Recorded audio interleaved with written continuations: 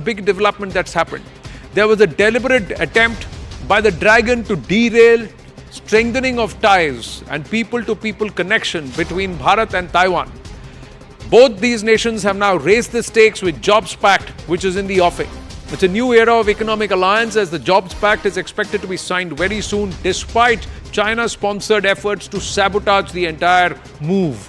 Bharat and Taiwan are in talks to sign Labour and Mobility Pact as early as December 2023 to buttress the $790 billion economy of this island nation. Now, ever since the announcement of the pact, there has been a huge backlash online from really dubious handles spewing racist comments against Bharatiya.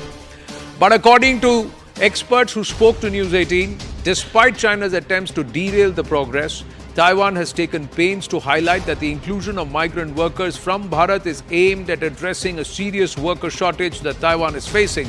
Confirmations from the Taiwanese and Bharatiya governments indicate that while the people-to-people link between the two countries needs to be improved, the government of both these nations are in sync when it comes to reaching a pact to accommodate more Bharatiya into Taiwan's workforce. Now, let's try and understand what Taiwan is actually looking for and how Bharat is the answer to Taiwan's human resource crisis. Now, Taiwan has a positive experience with Bharatiya professionals.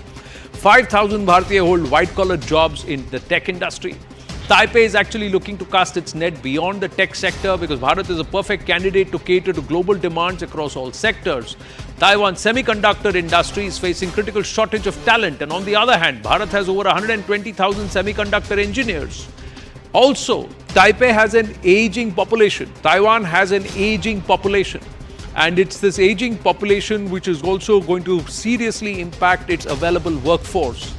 Bharat can supplement that. Dr. Roger Liu, Associate Professor of Flame University, is with us. Dr. Roger Liu, can you please throw more light on what was being attempted and how important is this pact for both Bharat and Taiwan? Thank you, Anand. It's very nice to see you here again. I'm based in Taiwan for now, and this for the recent days has become an issue when the talk of the town when people talk about the coming possible MOU with India regarding the imported labor. And I can tell you, just like you said, well, people in Taiwan actually has growing better and better impression about the Bharatiya laborers here because, well, when people think about Indians here in Taiwan, they think about the engineers work for big tech companies like Taiwan Semiconductor Manufacturing Company. There are 80 of them for now, as I know, because I just returned from Hsinchu Science Park. And people rely heavily on the Bharatiya engineers working there for now. So what the Taiwanese government doing now, just like you said, is that because the Taiwanese society has been facing an issue of the aging population, so we are going to look for some skillful and capable laborers that can help with the Taiwanese society in different and a variety of aspects in society.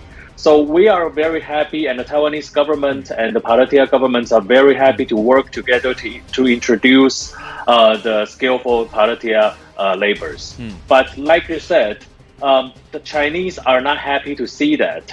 So they have sent out some disinformation warfare in the open internet forum, and by spreading the rumors that about the bad impression of the Bharatiya laborers, and trying to create some kind of so-called social movement against the Taiwanese government's latest policy by highlighting some stereotypes and even racist comments on the internet, trying by instigating the fears among the people by spreading ungrounded rumors. They are trying to generate some, negative feelings about the Taiwanese society.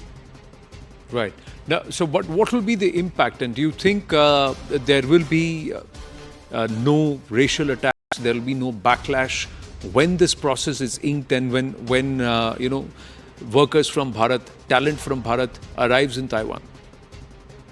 I don't think so because, well, the Taiwanese society in the first place was very, open to the outsiders. Well, of course, there are stereotypes. There are misunderstandings among peoples. Let's look at the Bharatiya experience. In India, well, the UP Walas versus Maharashtrians Right. is one thing that everybody is talking about, right?